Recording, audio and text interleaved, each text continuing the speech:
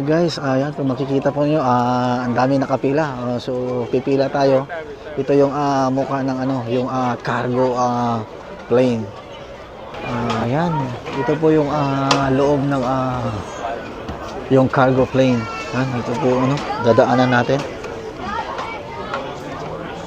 Ayan, kung makikita po natin, ayan. Nandiyan po yung mga tools or equipment ng ano, cargo plane. Ayan.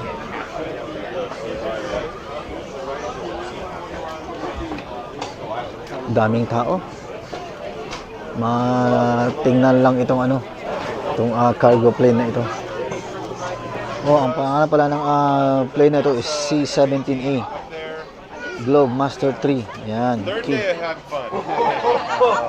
Ready for it to be over. Yeah, I get to have fun tomorrow flying us home. Dito yung mga ano, just with the jump, Just up the road. the parachute. 4-hour local. Okay. Yeah, we gotta just drone out and drone back for 4 hours. Put some mileage on it. Okay. Well, thank you. Yan, subukan natin ano, uupo. Hindi tayo makaupo Nakalak.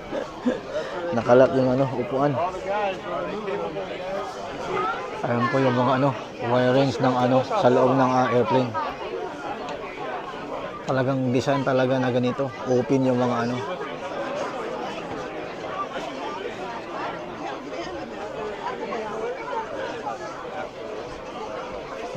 Itong ano niya, floor niya, metal talaga. Ito may mga hook siya, kung may mga cargo ano.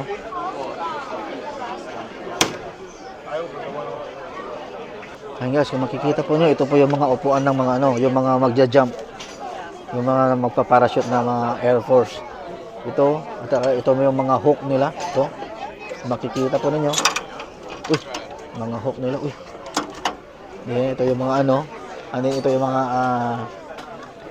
gas, ano, how you call this one? Gas mask? Oxygen. Yan ito. Yan, ang dami. Siguro mga 200 people. Maybe more than more. The chair, if you go side by side. Ito yung mga ano, mga aparato ng ano, ng airplane. Ayan, talagang ano, ang galing ng ano, gumawa talaga ng ano, aeroplano na to. Ayan, nakalabas pa yung mga wirings niya.